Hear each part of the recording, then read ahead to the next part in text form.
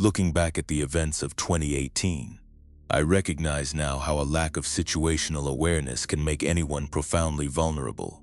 I had just relocated to a Midwestern suburb for my first corporate role out of university. I was restricted by a very tight budget, which ultimately led me to rent the lower level of an aging, compartmentalized duplex. The property was unremarkable, situated in a demographic of quiet, working-class families. The property manager conducted a brief, disinterested walkthrough, handed over the keys, and finalized the lease. Crucially, the interior locks were not replaced prior to my move-in, a severe security oversight that I simply failed to recognize in my eagerness to settle down. The interior architecture of the unit was dated and spatially inefficient.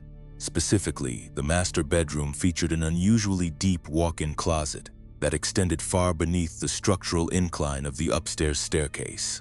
It was a poorly lit, cavernous space with inadequate ventilation. Given my lack of substantial furniture, I simply utilized the rear half of this closet as a primary storage area for my unpacked moving boxes, inadvertently creating a dense physical barricade at the back of the space. During the initial 2 weeks of my tenancy, my routine was strictly cyclical and draining. I departed early for the office and returned late in the evening, experiencing significant physical and mental fatigue. This chronic exhaustion likely contributed to my cognitive blind spots during that period. I recall noticing minor environmental inconsistencies throughout the apartment, a noticeable reduction in the volume of dry goods in the kitchen pantry, or bathroom fixtures positioned at slightly different angles than I distinctly remembered leaving them. Psychologically speaking, when an individual lives alone for the first time, the human brain tends to actively rationalize these anomalies to preserve a baseline sense of domestic security. I attributed these physical discrepancies to my own stress-induced memory lapses or sheer absent-mindedness. It is far easier to convince yourself that you ate half a box of crackers in a tired haze than to accept the logical conclusion of an unauthorized physical presence within your locked sanctuary. The primary incident occurred on a Thursday evening, characterized by a severe, sustained Midwestern rainstorm. The ambient noise of the heavy precipitation provided a continuous acoustic masking effect against the exterior of the building. I returned to the residence at approximately 7 in the evening, consumed a highly processed meal in the living room, and retreated to my bedroom. My mattress was positioned directly on the floor, maintaining a direct, unobstructed line of sight to the closet doorway, which I generally left ajar to promote air circulation. I fell asleep almost immediately. I awoke several hours later in a state of complete darkness. The storm system had passed, leaving a stagnant, heavy silence throughout the structure. The stimulus that pulled me from my sleep cycle was not a dramatic, cinematic disturbance, but a repetitive, mechanical vibration against the hardwood floor. Initially, my groggy cognitive state processed this input as a notification alarm on my own cellular device. I reached across the mattress toward my nightstand, blindly feeling the surface until I located my phone. It was dormant, the screen was unlit, and the device was physically motionless in my hand. The vibration sequence initiated again. By isolating the acoustic source in the silent room, I determined the sound waves were definitively emanating from the direction of the walk-in closet. The mechanical hum was abruptly accompanied by a secondary noise, the distinct friction of heavy fabric dragging against the wooden floorboards, followed immediately by a muffled physical impact, as if a localized mass was pressing down rapidly to suppress the vibrating object. The physiological response was instantaneous. My heart rate elevated drastically as my brain processed the empirical data. The environmental variables dictated a singular, terrifying conclusion. A living, breathing adult human was actively occupying the concealed space within the closet, mere feet from where I lay. In these specific scenarios, popular media often portrays the victim vocalizing a challenge to the intruder. From a strict survival standpoint, initiating dialogue is entirely irrational. Vocalizing would immediately establish my exact location, confirm my conscious state, and potentially trigger a desperate or aggressive kinetic response from an unknown entity who already possessed a distinct tactical advantage. I was trapped in a dark, enclosed room with a single point of egress. My immediate singular objective was silent evacuation. Operating methodically, I shifted my body weight slowly to avoid putting pressure on the localized floorboards that I knew were prone to structural shifting. I secured my cellular device in my hand, maintaining a low physical profile, and navigated backward toward the bedroom threshold. My visual focus remained strictly fixed on the vertical gap of the closet door, monitoring for any shifting shadows. Once I crossed the threshold into the central hallway, I abandoned all stealth for sheer speed. I moved rapidly to the front entrance, manipulated the deadbolt mechanism, and exited the structure into the freezing night air, making no attempt to retrieve footwear or additional clothing. I retreated to a visually dominant position at the far end of the street, taking cover under a municipal streetlight, and immediately contacted emergency services. I provided the dispatch operator with a concise, factual summary of the situation, requesting immediate law enforcement intervention based on an active home intrusion. I maintained a continuous visual lock on the exterior of the duplex until the patrol units arrived on the scene. The response involved 4 uniformed officers.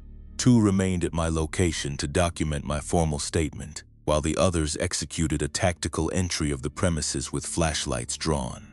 After a systematic 3-minute search, the officers emerged from the front door with a male suspect securely in restraints. The subsequent debriefing with the primary officer stripped away any remaining ambiguity. The reality of the situation was entirely procedural, grounded not in malice, but in desperate human behavior. The apprehended individual was the previous tenant of the apartment. He had been legally evicted 3 months prior due to severe financial insolvency, but had preemptively duplicated the primary entrance key before surrendering the property. Facing absolute homelessness, he had been systematically utilizing the apartment as a clandestine shelter during my operational work hours. He consumed my provisions and utilized the sanitation facilities while I was absent.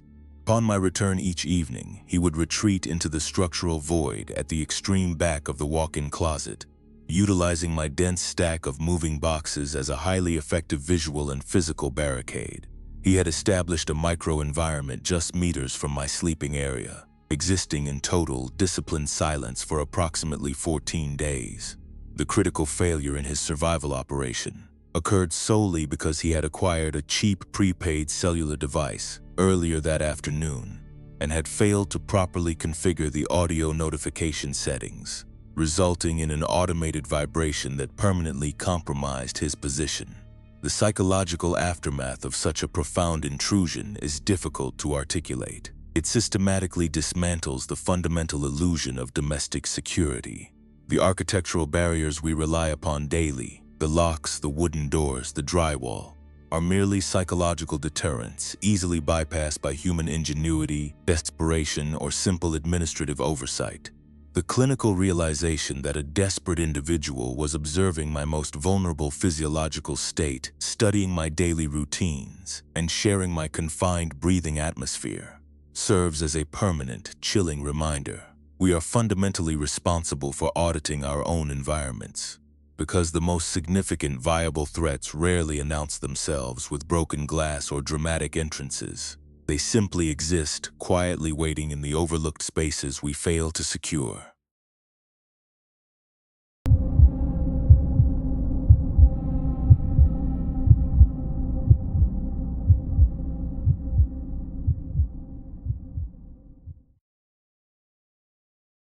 Reflecting on my tenure as a night operations manager in the corporate hospitality sector, I have come to realize that modern security infrastructure often provides nothing more than a psychological placebo.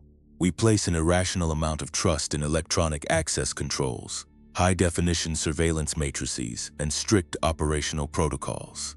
We sleep soundly because there is a heavy door and a digital lock. However, these systems are fundamentally designed to monitor and manage conventional human behavior. They operate on the assumption that everyone entering the facility abides by an agreed-upon social contract. But when an individual operates entirely outside of those conventional psychological parameters, the architectural environment simply becomes a physical puzzle, waiting to be dismantled from the inside. In late 2019, I was employed at an upscale, mid-rise extended stay facility in the downtown commercial district of Seattle. This was not a standard, transient hotel. Our clientele consisted primarily of corporate contractors, tech executives, and foreign personnel requiring secure, midterm housing. Consequently, the building was a sterile, highly regulated fortress. Access to any residential floor required an encrypted RFID keycard. The subterranean parking garage was monitored by automated license plate recognition software, and every public corridor was under constant, high-resolution visual surveillance. The incident in question centered around a reservation booked through a third-party logistics firm. The occupant arrived at approximately 11 p.m. on a Tuesday evening. From a strict behavioral baseline, his check-in process was highly irregular. Most corporate travelers exhibit distinct physiological signs of transit fatigue, relaxed posture, minimal spatial awareness, and a general eagerness to conclude the administrative process and get to a bed. This individual, however, displayed none of those indicators. His movements were strictly economical and highly controlled. He maintained a neutral, hyper-vigilant posture, and I noted from the surveillance monitors that he subtly positioned his physical mass, angling his head downward, to actively avoid direct facial capture by the overhead lobby cameras. He provided no supplemental documentation beyond the pre-authorized corporate payment profile. He carried no traditional luggage, only a single heavy-duty tactical duffel bag that appeared quite dense. Following operational protocol, I issued him the access credentials for a suite on the 4th floor, located at the extreme end of the East Corridor. The automated system registered his rental vehicle, a standard inconspicuous gray sedan, entering the secure underground garage exactly 10 minutes later. At approximately 3 a.m., the building was operating in its lowest state of activity. I was stationed in the centralized security control room on the ground floor, conducting a routine digital audit of the network. The environment was completely static. However, my attention was drawn to a localized acoustic anomaly. It was not a loud noise, but rather a distinct, sustained vibration that transferred through the structural framework of the building. It was the heavy, rhythmic friction of a high-mass object being dragged across industrial-grade carpeting. By analyzing the acoustic transfer, I determined the structural disturbance originated from the east wing of the 4th floor, specifically the sector occupied by the new arrival. Operating under standard security procedures, I did not immediately anticipate malicious activity. Unpredictable acoustic disturbances in corporate housing are typically attributed to intoxicated guests, or occasionally, a medical emergency where someone has collapsed. I dispatched myself to the 4th floor to conduct a physical perimeter check, walking silently to avoid announcing my presence. As I navigated the brightly lit, sterile corridor, the dragging friction ceased abruptly. It was instantly replaced by a dull, mechanical impact against a solid surface, the sound of heavy furniture meeting a wall. When I arrived outside the door of his suite, the environment was entirely motionless. There were no voices, no sounds of distress.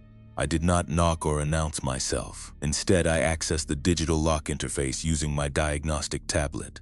The digital audit trail confirmed that the interior mechanical deadbolt had been manually engaged just 40 seconds prior. I stood in the silent hallway, processing the empirical data. The occupant was awake, highly active, and actively fortifying his environment in the middle of the night.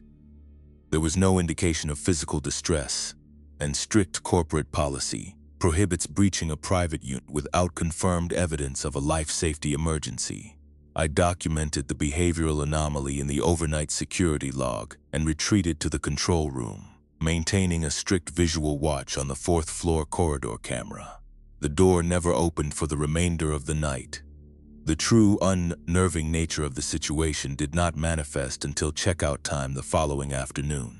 At exactly 12 p.m., the logistics firm that booked the suite contacted our management office, requesting an immediate emergency welfare check. They stated, with a notable degree of panic, that their contractor had missed a critical morning briefing and was entirely unreachable via all secure communication channels. Accompanied by the daytime facility director, I returned to the 4th floor. We utilized the master electronic override to disengage the digital lock. The automated mechanism clicked, indicating the cylinder had successfully retracted. However, when I applied kinetic force to the handle, the heavy fire-rated door moved only a fraction of an inch before striking a massive immovable obstruction. It required the combined physical leverage of 2 maintenance engineers and myself, using pry bars to gradually force the door inward. What we discovered inside the room systematically dismantled our entire understanding of the building's secure perimeter. The suite was a sterile, completely undisturbed environment, with one glaring exception. The primary entrance had been meticulously and heavily barricaded. The occupant had utilized the solid oak entertainment credenza, a massive piece of furniture weighing well over 200 pounds, and dragged it across the living area to wedge it diagonally beneath the door handle. He had further reinforced this barricade by stripping the mattress, disassembling the heavy steel bed frame, and wedging the structural metal rails horizontally between the credenza and the opposing concrete wall. It was a highly calculated, engineered blockade, designed specifically to withstand significant kinetic breaching attempts from law enforcement or security personnel. But the most chilling element of the scene was the absolute absence of the occupant. The suite was entirely empty. There was no duffel bag, no personal effects, and no trace of human habitation. The initial cognitive dissonance was severe. The exterior windows in the facility were commercial-grade, sealed double-paned glass designed to withstand high-velocity winds. They were permanently locked into the architectural frame, and they were completely intact. The primary door was undeniably barricaded from the inside. From a basic observational standpoint, it presented as an impossible physical paradox. However, forensic logic dictates that if the conventional exits are secured, an unconventional egress point must exist. We stopped looking at the room as a living space and began auditing it as a structural blueprint. This grounded the situation in cold, physical reality. In modern commercial construction, particularly in high-density hospitality structures, bathrooms on consecutive floors share a common structural wall.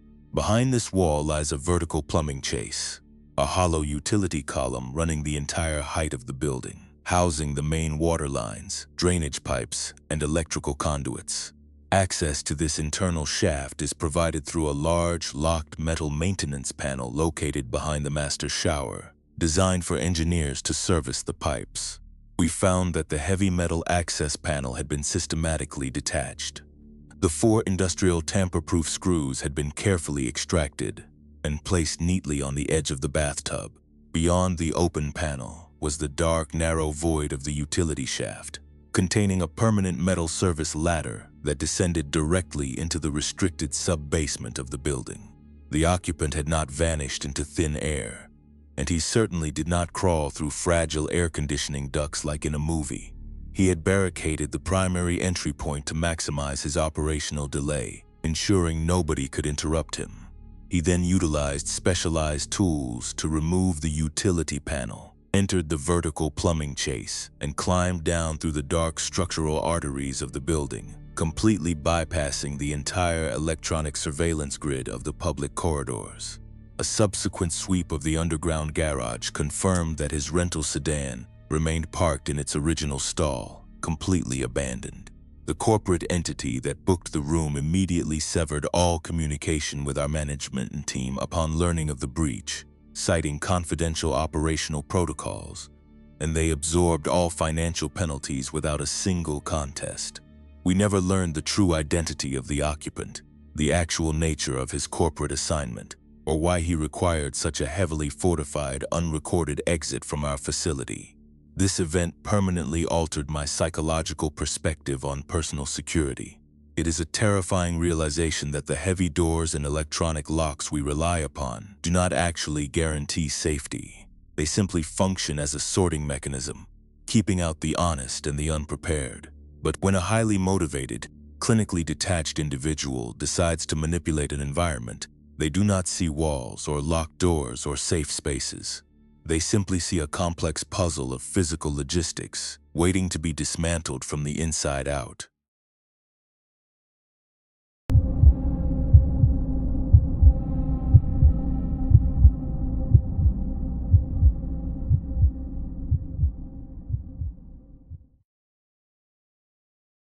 The modern gig economy has drastically altered our collective perception of temporary lodging, and frankly, it has fundamentally compromised our baseline understanding of physical security. We frequently bypass traditional hospitality infrastructure, opting instead for the convenience of short-term residential rentals managed entirely through smartphone applications. We are handed a digital passcode. We admire the modern interior photography on our screens, and we implicitly trust that the property is secure. We completely fail to analyze the physical reality of the surrounding neighborhood, or the true structural integrity of the residential architecture we are occupying. In the late autumn of 2021, I was in the process of relocating my professional life to Austin, Texas. Due to unforeseen administrative delays in securing a permanent residential lease, I was forced into booking a 3-week stay at a short-term rental property. The house was situated in East Austin, a neighborhood currently experiencing rapid, aggressive gentrification. It is a highly transitional environment where $500,000 renovated properties sit directly adjacent to neglected lots. This creates a complex socioeconomic dynamic, resulting in a documented history of localized property crime and transient activity. The property itself was a classic mid-century bungalow.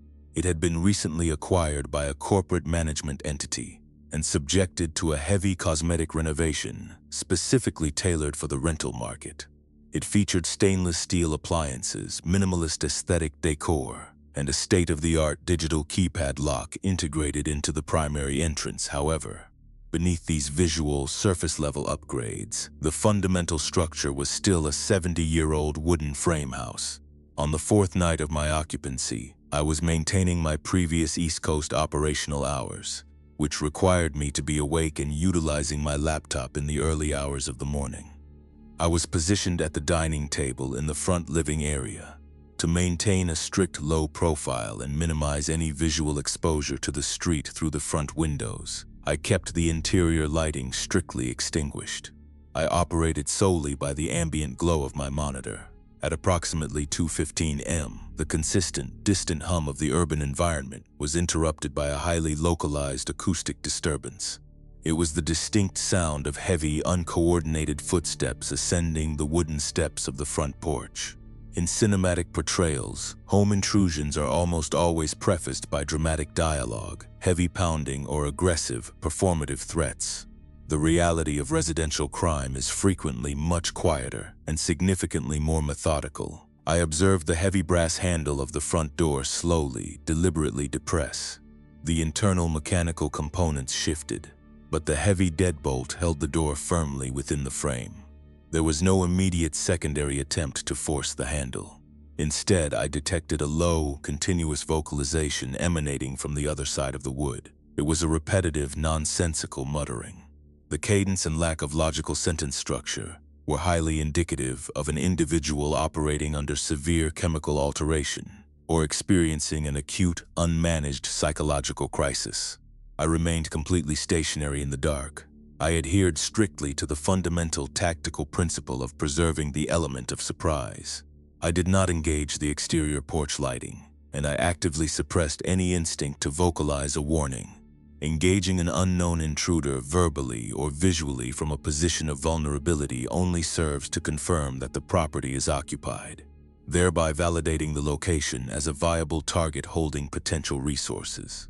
After a tense, silent minute, the nature of the event escalated from a passive test of the perimeter to an active, mechanical breach attempt. I observed a thin, metallic reflection catch the faint ambient light from the street, emerging in the narrow vertical gap between the heavy wooden door and the aging door jamb. It was the distinct, rigid profile of a substantial fixed blade knife. Contrary to fictional narratives where edged weapons are magically utilized to slice through steel security chains or cleanly defeat deadbolts, this individual was attempting to utilize the heavy blade as a makeshift leverage tool. They were systematically working the steel up and down the narrow gap, physically searching for the internal latch mechanism. Their clear objective was to wedge the blade behind the metal strike plate and apply lateral force to pry the degraded 70-year-old wooden frame away from the locking cylinder. The physical friction of the thick steel grinding against the dry, aging wood created a sickening, continuous acoustic marker of their progress. It was not a loud process, but it was highly destructive. I immediately recognized the severe vulnerability of my position. I relocated silently from my seated position, moving laterally away from the doorway. In a tactical security context, a primary doorway represents a fatal funnel. It is the most dangerous, highly predictable geographic area during any structural breach. I retreated down the central hallway, positioning myself at the top of the short staircase leading to the rear utility room. By doing this, I established a hard physical choke point, creating a significant tactical advantage if the perimeter was successfully breached. Operating strictly on protocol, I initiated a connection with emergency services. I maintained absolute vocal discipline, providing the dispatch operator with a concise data stream, my precise geographical location, the nature of the active breach, and a description of the methodology being utilized. I kept my volume at a barely audible whisper, utilizing my hand to cup the microphone, ensuring no acoustic transfer could be detected through the exterior wall.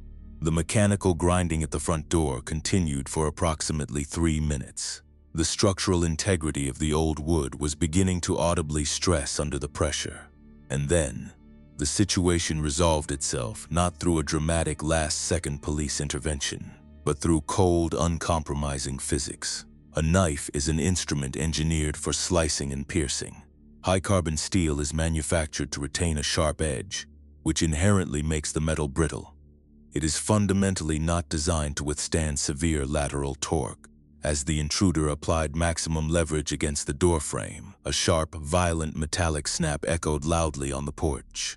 The blade had suffered catastrophic metallurgical failure, fracturing cleanly under the intense tensile stress. The sudden, unexpected lack of physical resistance caused the intruder to violently lose his balance.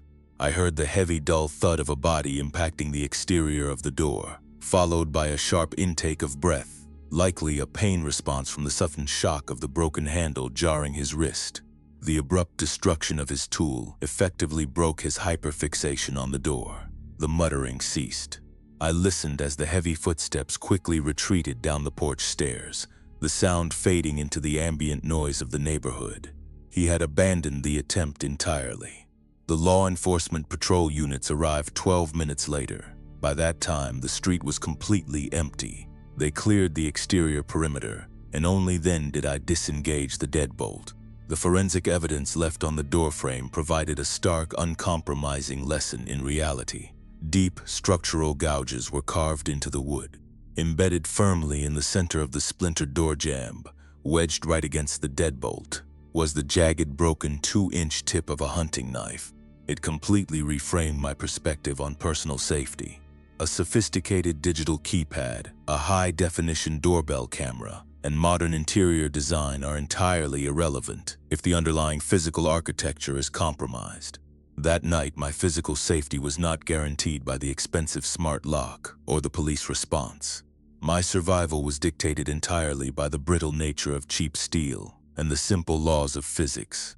It is a chilling realization to accept that the barrier between yourself and violence is rarely as strong as you believe it to be. You must always evaluate the physical reality of your environment, because the individuals attempting to breach it certainly will.